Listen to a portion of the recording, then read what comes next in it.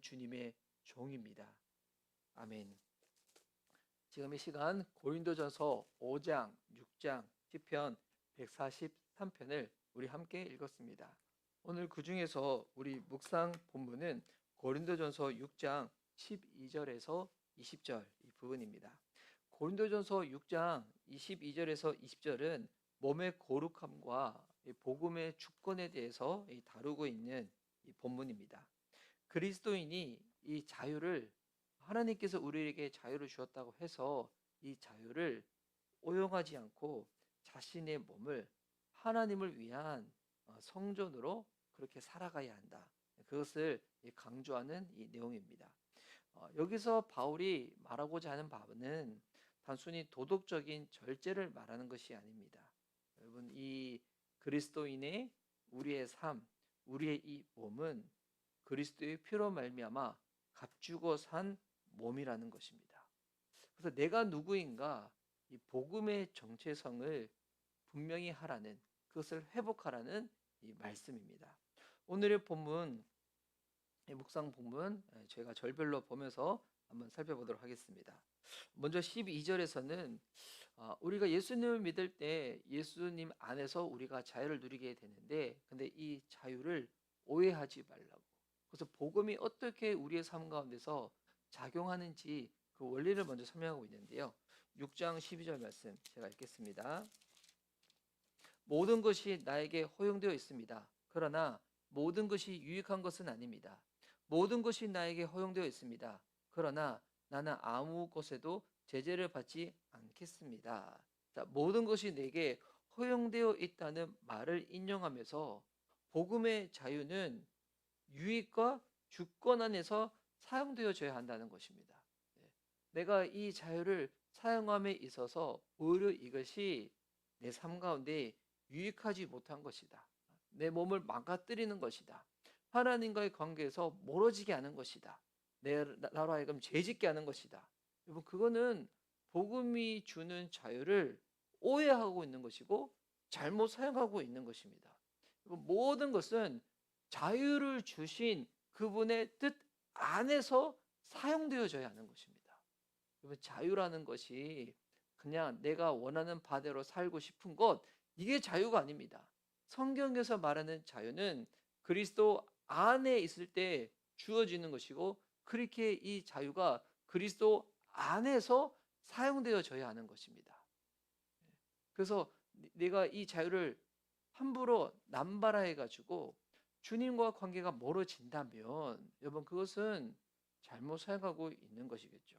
그래서 복음의 자유는 방종이 아닙니다. 은혜의 질서 안에서 그렇게 살아내는 것, 여러분, 이것이 자유라는 것입니다. 그래서 이 얘기를 하고 나서 특별히 바울은 우리의 몸은 주님을 위하여 사용되어져야 된다고, 이에 대해서 말하고 있는데요. 13절 14절입니다. 음식은 배를 위한 것이고 배는 음식을 위한 것입니다. 그러나 하나님께서는 이것도 저것도 다 없애버리실 것입니다. 몸은 음행을 위하여 있는 것이 아니라 주님을 위하여 있는 것이며 주님은 몸을 위하여 계십니다. 하나님께서 주님을 살리셨으니 그의 권능으로 우리도 살리실 것입니다. 몸은 단순히 이 육체의 욕망을 채우기 위한 도구가 아니라는 것입니다. 쾌락, 욕망, 이런 것들을 위해서 주어진 것이 아니라 분명히 나와 있죠. 몸은 주님을 위한 것이라고. 몸은 주님을 위한 것이라고. 하나님은 그리스도를 살리셨듯이 우리의 몸도 부활하게 하실 것입니다. 그래서 우리의 이 몸은 구속받은 존재로서 부활의 소망을 지니며 살아가는 것입니다. 결국 우리의 몸이 예수 그리스도의 죽음과 부활, 이것을 위하여 사용되어져야 한다는 것입니다.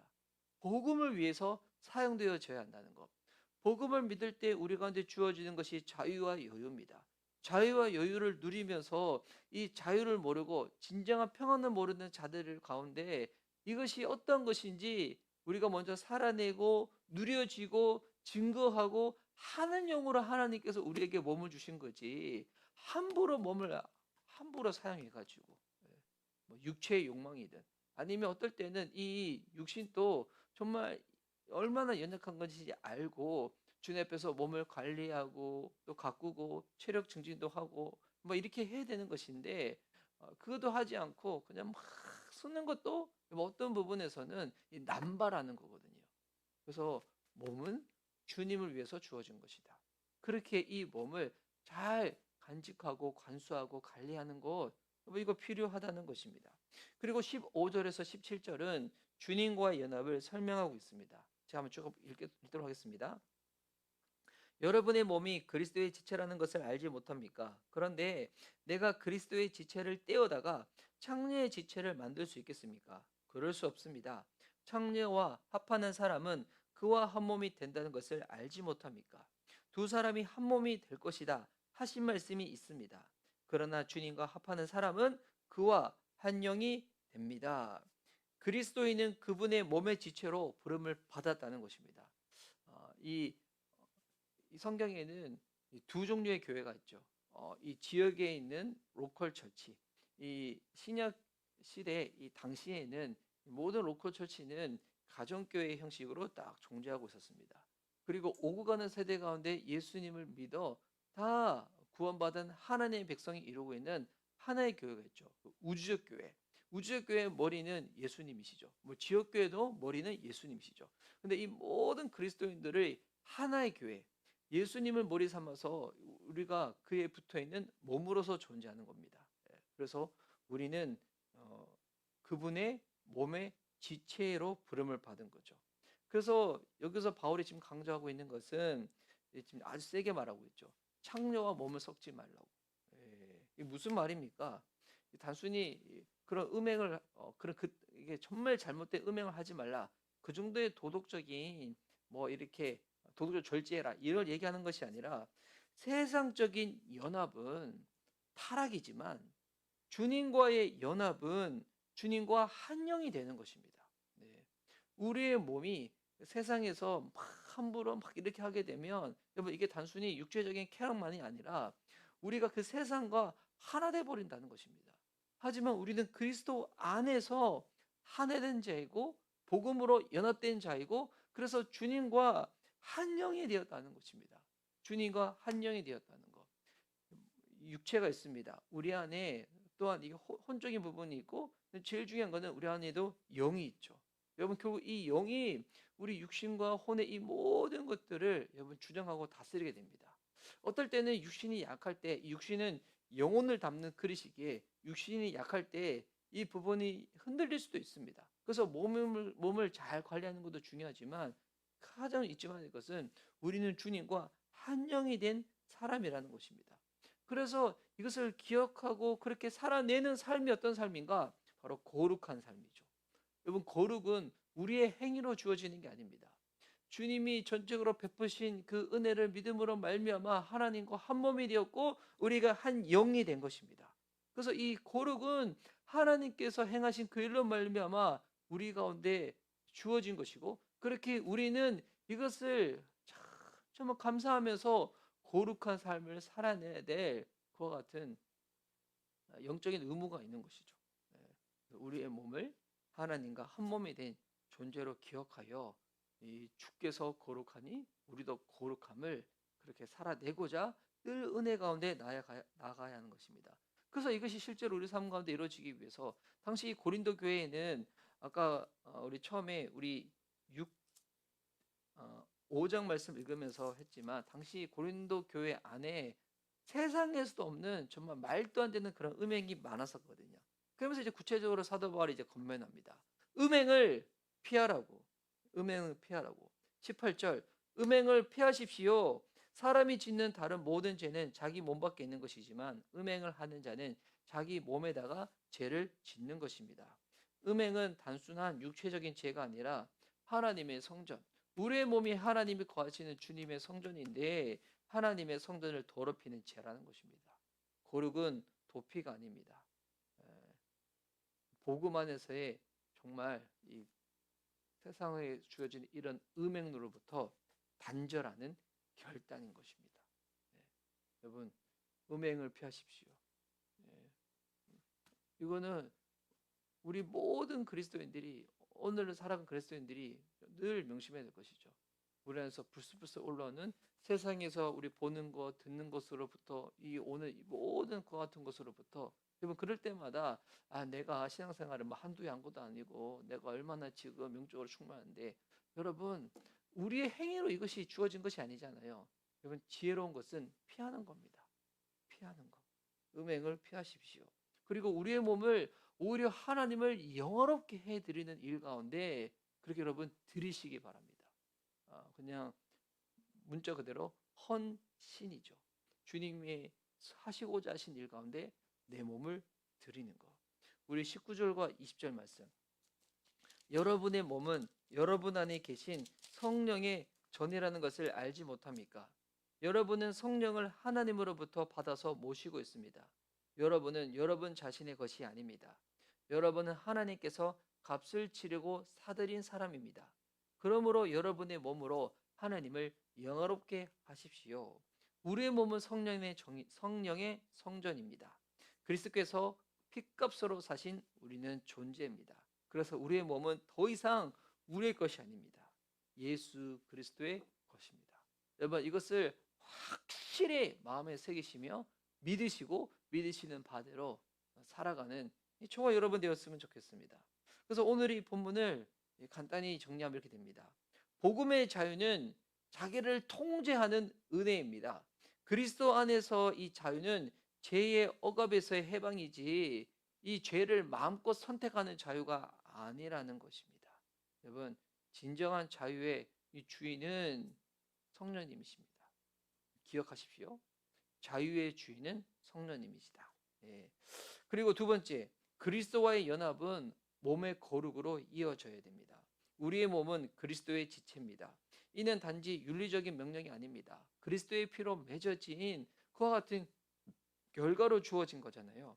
그래서 그분의 생명이 내 안에 흐르기에 내 몸을 함부로 쓰면 안 됩니다. 그래서 기억하십시오.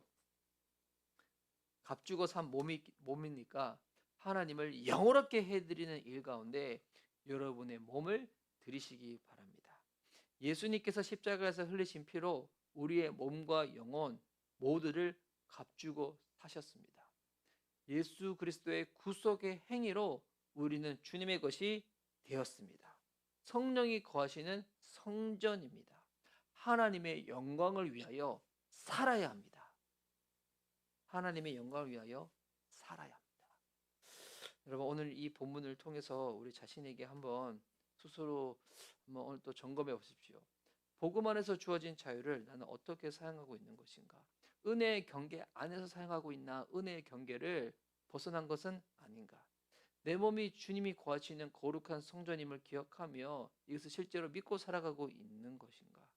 나는 오늘 내 몸을 어떻게 하나님을 영화롭게 해드리는 일 가운데 드릴 것인가? 그렇게 드려져야 될 내 삶의 영역, 오늘 주님이 나에게 하시는 말씀은 무엇인가? 여러분 그렇게 오늘 이 본문을 통하여 우리의 삶, 여러분의 이 육신을 얼마나 그렇게 거룩하게 지키고 계시고 또한 주님 앞에 드리고 있는지 오늘 점검하며 여러분 또 이렇게 반대로 얘기해서 또 이 몸을 함부로 막 남발하고 막 하는 것도 여러분 그것도 넘어서는 겁니다. 넘어서는 거, 맹신하는 겁니다. 우리 교회 성도님들은 잘 아시다시피 제가 면역 질환이 있어서 이 눈이 앓고 있는 질환이 있습니다. 보는 건 불편합니다. 생활하는 것도 불편하고 컨디션에 따라 가지고 참 불편할 때가 많이 있는데 근데 한편으로는 참 감사한 부분이 있어요. 와 하나님이 정말 네 몸 이거 내가 주고 산 거야. 내 것이야. 너 함부로 맹신하고 막 남발하고 쓰면 안 돼. 라고 늘 저한테 경고하시면서 말씀하시는 그와 같은 안전장치가 되거든요. 여러분 육신이 연약한 거 어떠한 이 면역 질환을 앓고 있다 질병을 갖고 있는 거 여러분 이거 자체는 참 힘든 일입니다. 아픈 일이죠. 고통스러운 일이죠. 우리가 그것을 반기진 않습니다. 하지만 우리는 언젠간 주님과 이 육신의 장막을 벗고 연합할 그날이 오잖아요. 또 이 땅을 세상 나라를 살아가지만 또한 우리 하나님 나라의 백성이잖아요. 육신의 연약함이 있을 때마다 오히려 그것으로 인하여서 주님 앞에서 정말 더 겸손하게 은혜로 나아갔던 바울처럼 오히려 그걸 가지고 투정 부리거나 원망하거나 그러지 말고 정말 주님 앞에서 더욱더 낮아지고 겸손하고 주님의 것이라고, 내 것이 아니라 주님의 것이라고 그것을 인정하며 그렇게 믿음으로 살아갈 수 있는 우리 미션 리바이벌교회 성도님들 되었으면 좋겠습니다. 특별히 우리 교회는 육적으로 아니면 마음적으로 아프신 분들이 계십니다. 참 이 부분에 대해서 우리가 할 수 있는 최선은 함께 섬기며 기도하며 나아가는 것이죠. 그래서 하나님의 치유의 회복이 빨리 우리 가운데 임하기를 우리가 바라는 마음들이 있습니다. 저도 참 이 치유의 그런 능력이 많아가지고 아픈 분들을 위해서 기도할 때마다 탁탁탁 낫고 하는 일들이 생겼으면 얼마나 좋을까라는 하여튼 그 개인적인 생각도 해보지만 우리가 할 수 있는 영역은 그것이 최선이지만 그 다음은 주님께 맡기는 거죠. 우리 사랑하는 성도님들 오늘도 기도합니다. 아프신 분들, 연약하신 분들, 또 오늘 새벽에 또 우리 목녀님이 또 몸이 아프셔서 급한 일이 있으셔서 또 이렇게 응급실로 가셨는데 빨리 회복하시기를, 또한 큰 탈이 나지 않기를 위해서 여러분 함께 기도해 주십시오. 우리 사랑하는 성도님들의 육신의 건강, 영혼의 건강을 위해서 이 시간 우리 함께 기도합시다. 제가 기도 음악 틀도록 하겠습니다.